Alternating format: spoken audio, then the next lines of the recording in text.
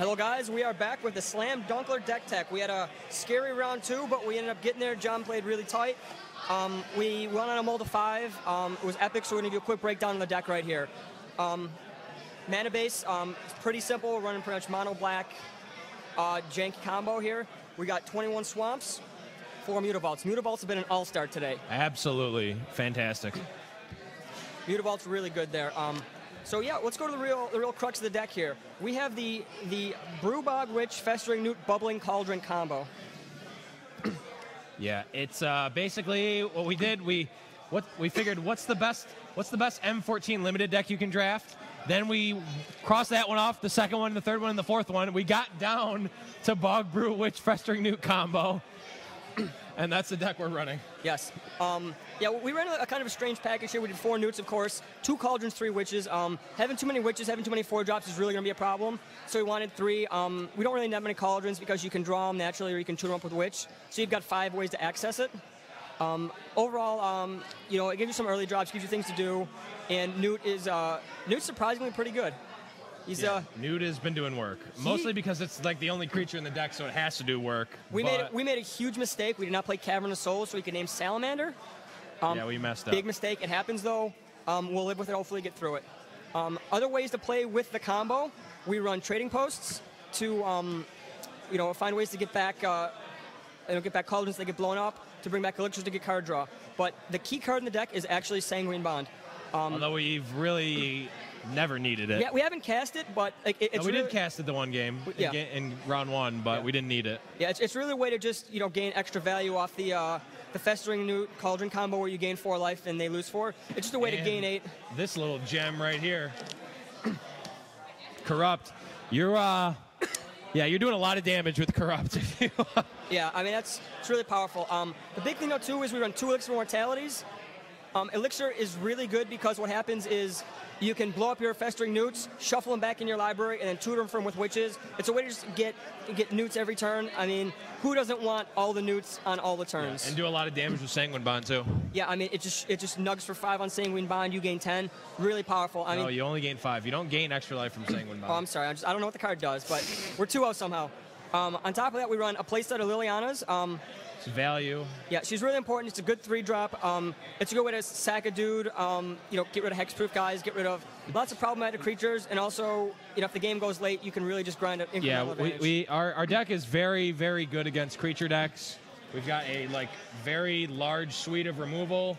The Newts are good against the creature decks. Bogbrew, which is a 1/3, which is decent against the creature decks. So we have a lot of game against creature decks. Yeah. Liliana gives us a little more edge against the control decks, as well as Underworld Connection did a ton of work game 1 of round 2. Yeah, I mean, Underworld Connection, I think it drew like 8 to 10 cards for you one game. It was just really powerful. I mean, it's a great way to utilize it with Liliana, really grind up their hand, but still, you know, try to give you something to do. Yep. In terms of the removal suite, we got 1 Ultimate Price, 1 Devour Flesh. Mostly because of card availability. Mostly because we couldn't find or afford Devour Flesh. If you feel that, you know, when we go podcast, they should give us like a $2 budget for these commons. Yeah. Let them know. Email Blaine Campbell at David Adams Card World, or ask Vince. Vince will take care of us. Vince will take care of us. Shout-outs to Vince again. Shout-outs to Vince. And also, shout-outs to Alex Bianchi, just for being an all-star. Yes. He's the mastermind behind every good brew that we don't build. Yeah. I had to stop by Collectors yesterday to pick up some cards for Ando, and Alex was there, and I gave him a real-life shout-out in real life. So yeah, we run a playset of Mutilates, playset of Doomblades, 1 Devour Flesh, 1 Ultimate Price, and 3 Tribute to Hunger. Tribute also gains your life. It plays well with Sanguine Bond. There's a lot of synergies here with these cards, so it's important to keep in mind. The more synergy you can have, the more powerful the deck becomes. The better your worst draws become. Yeah. So in terms of sideboard, we scavenged through a commons box and some binders. We went through the commons box, and John had a brilliant idea of actually running a playset of the most powerful broken cards ever printed. We figured we wanted our constructed deck to be the best limited deck imaginable, so 4 Pack Rat, obviously. 4 Pack Rats. On top of that, we got a 1 of Blazing Torch. No idea why that's in the deck still. It's in there because it was something we could cast. It's actually not so bad against creature decks. You can always. Do you understand that we have literally 4 creatures in the deck? I know, I'm aware. But you can sacrifice it to shoot for 2, which isn't awful. And you Yes, can but you can only do that if you equip it to a creature. Yes, but we have trading posts to make goat tokens. Goats flinging torches. Oh, man. I've thought ahead. The new meta. Yes. On top of that, we got another alternate price in the sideboard. We've got one of Dead Weight, one of Ring Flesh, one of Crippling Blade. We were terrified that they would be playing Slaughter games, could just hit our bad removal. We want to diversify it. Yeah. It's great against the early drops, things like that. One of Quag Sickness. Plays really well with swamps. We considered playing Nightmare, but we really want to stay away from creatures. Nightmare would be awesome. If we acquire an Alpha or Beta Nightmare, we will play it. Yeah, we'll play a Beta Nightmare. Yes, we had a secondary Quag Sickness, just in case you were the first one. A one of Duress because we couldn't find any more in the junk bin. And 3 Mind Rots. Mind Rot was actually not so bad. Was an all-star last game. Yeah. So that's pretty much the deck tech, guys. You know, if you got any thoughts on way to make it better, any thoughts on the deck, let us know. It's been really fun playing it. I think it's a great deck you can bring in FNM. It's not too expensive. I did a quick price. Except for the lilies, it's pretty cheap. Yeah, I did a quick price on Star City. The whole deck would cost about $235. However, if you want to run a budget version, if you don't run Liliana of the Veils and you play Liliana of the Dark Realms instead, still a powerful card. You know, you might want to consider running a little more, you know, fireball-y cards. If you have the Liliana of the Dark Realms, you can use it the mana to alt. You might run a couple extort things. And if you also cut Mutavaults, which I wouldn't recommend, but if you do cut Mutavaults and cut Lilianas, you can get the deck down around $30, $38, $39, which is really cheap to bring to an FNM. Yeah, I mean, overall, it's a fun deck. It's definitely fun. It's done exactly what we wanted to, and it's actually won games, which we didn't expect. No, we did not expect to win games with this. Yes, on top of that, they were able to give us some Magic the Gathering promo cookies, so you can see. They, I believe, were given out to coincide with Magic's beta release. They taste like it. They taste like it. They might actually contain ground-up cards. We're not sure. I haven't had one, but John's had one. I've had 2. John's had a couple. Justin had a couple. And the losers around have to each eat them because that's the way to torment them. Because if they lose to a deck like ours, they need to just feel awful. Yeah. So yeah, overall, event's been going well. John, what are your thoughts so far? It's been fun. I mean, people have been asking about grudge matches, which I don't really know a good way to do grudge matches at FNM. It's more like it's more of a thing that we'd be able to do at like another tournament that we're not playing in, or a convention or something, where people could just come up and play us, and that's like our only thing to do. We've got too much stuff. We need to record these segments. We need to do the deck text. We need to play the actual round. The sign-up sheet, while a good idea, doesn't really work because people have to play their round, so they sign up before the round, and then they don't finish early, and they get bumped back anyway. They're playing late, and we're waiting for him, and then other people are wanting to play. And without the sign-up sheet, people just come back over and over again, and they're like, oh, rematch me. I'm like, I can't play you until, you know, everyone else gets a shot. And like, oh, well, no one's waiting. I'm like, well, someone's going to be done in 5 minutes. We got to play a new person. You know, you can't play twice. Yeah, it's hard to find that balance, so we're just going to play through FNM, see how it goes. Yeah, I don't know if we're going to be able to do it for FNM, but if we do like a convention or something, we'll definitely be able to do it. Yeah. Yeah, a couple other things I want to touch. The deck, you know, you can see that the overall power level of each individual card's not really that good. I mean, Liliana's strong. You know, some of the removal spells are just really good. Mutilate's a good value card. But overall, the cards aren't really that good. But if you build a deck and try to synergize, you know, we had a lot of life gain, we had a lot of recursion. You know, we built a deck with a specific plan, and it's functioning very well. I know a trap that a lot of people fall into is just they want to play decks just with good cards. They get a new card, they want to jam it into a deck. And yes, you know, cards like Colonian Hydra or Archangel or Garruk or, you know, any you know, powerful card that comes out, people just want to put it into a deck immediately. And oftentimes they're in a problem where they have a deck full of good cards, but, you know, good cards.deck doesn't beat a synergy more often than not. Right. You know, I mean, unless it's Jund, in which case it does. Yeah. I mean, and beyond that, it's really important to keep in mind that, you know, in draft, it's generally you want, you know, high power level, because getting synergy is not really the easiest. Someone taking our Tootsie Rolls and our tokens. Shout outs to my favorite woman at FNM. I'm right here, Joe. Oh. I'm usually the favorite woman at FNM. I don't know how to deal with that. My hair is longer. That is a true statement. Yeah. Yeah, overall, I mean, in terms of building a deck, you want to make sure that you come in with a game plan and you make sure all your cards, you know, meet that role. You know, we play a Corrupt. It's a good way to finish. It utilizes all the black lands we use. That's a good thing we can, you know, double it up with Sanguine Bond. Unroll Connections draws us more cards, which helps with Liliana. There's lots of little synergies that makes the deck stronger. And, that's really the best advice I can give is maybe take a week, don't play your normal deck if you're having a little slump or something. Come up with an interesting idea, play some, random cards. It'll make the event more fun because you have a blast when you do that. And on top of that, you also, you might learn a thing or two about deck building and synergies and things like that. Yeah. It can definitely, like playing solid with a bad deck definitely helped fundamentally because you can beat we played against a real deck, a Grixis control deck. 7 counterspells. With 7 counterspells, and we definitely played a solid game on a mold of 5. On a mold of 5, and we won with an underpowered deck. But the synergies between our deck and us just playing a really tight game. Guys, just for reference, playing tight means not making any mistakes, making sure all your plays are well thought out. Yeah, and getting the most value out of our cards, making him make suboptimal trades, all that sort of stuff. Yeah. A couple other random laundry list things. I got a couple suggestions for the EDH deck, the Reaper King EDH. Someone suggested Mystic Snake. Really good card. I think that's definitely going to be in the deck. It does a lot of things. It's a creature, really powerful. Someone else suggested Mirror Entity. I love Mirror Entity. It's a great legacy card, played in Elves. Unfortunately, I think the way I'm going with the deck is not going to be as creature heavy. I don't know. I'm going to try to fit it in there, but I'm not sure what's going to happen. We'll probably put it in there and see how it goes. So if you guys have any other suggestions for EDH cards, for our 5-color deck, send it our way. Let us know. I think we'd rather play Draining Whelk than Mystic Snake. Draining Whelk's just strictly better than Mystic Snake. Isn't Draining Whelk like mana drain on a stick? No, it's mana drain, but instead of getting mana, you get 1/1 counters on it. Jeez. Yeah. Beat for 7 in EDH. Who cares? Yeah. No, it's sick in EDH.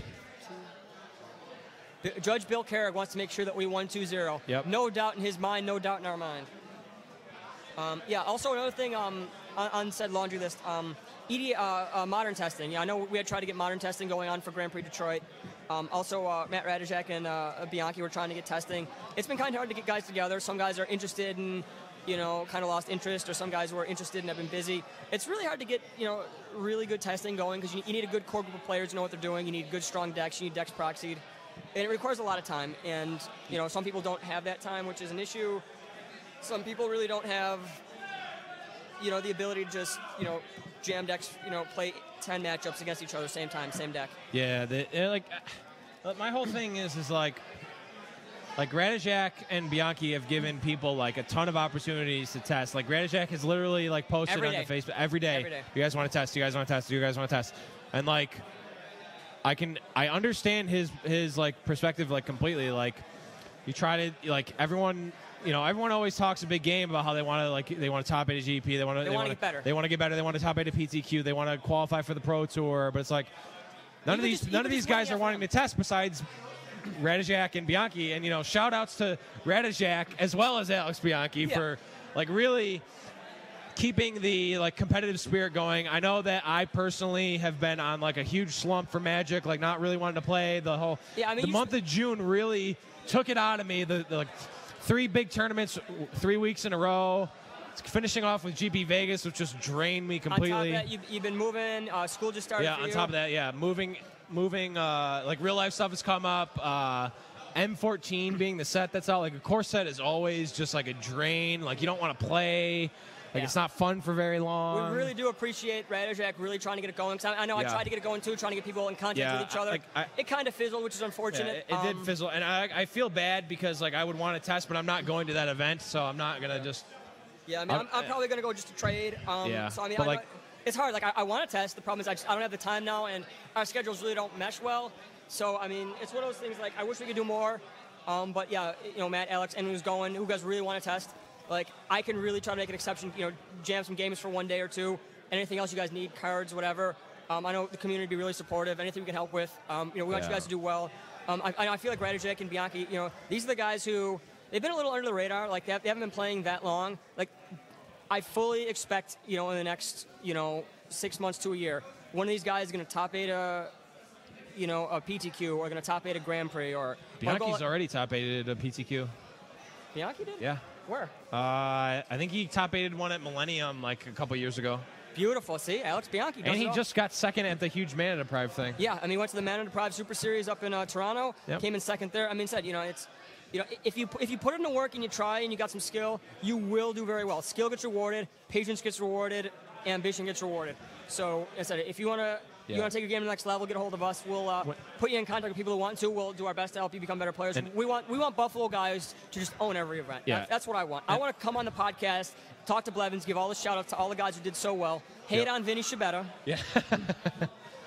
and like I'm definitely going to be spearheading the testing for GP Toronto, which is limited, which is my forte. It's going to be Theros limited. I'm going to be pumped for Theros. I'm going to be doing a ton of it online. I'm going to be doing all the release events, including the release event here at Dave and Adams. Although, I'm definitely playing. I don't care if we're doing the commentary or whatever. I'm definitely playing in that too. But I'm going to be jamming as much Theros limited as possible. Definitely hoping to get a bunch of guys in the day too. Hopefully some top 8 or at least some caches out of Buffalo. I know that we've had a pretty good run at some the last couple of GPs. Yeah, We've had a lot of day 2s. Pittsburgh was great. Kai did well in Vegas. Providence, 25th, cough. Yeah, Team Dark Forest. Ryan O'Donnell, John Blevins, Kai Burnett. Top 25. They would have done. Also, the Rochester guys getting, I think, 20th place or 18th maybe. Yeah, Rochester, Dean Bills, major shout out to him. I forget, it was Jeff Pica too? Jeff Pica and. On top of that, major shout outs to Jeff Pica. I played against him in Modern, and I misread a card. And he let me do like a takesy backsy on it.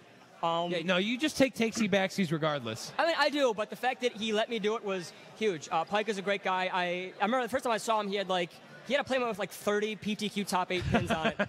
I was like, did you steal those? Or are you just that good? Pica's a solid player.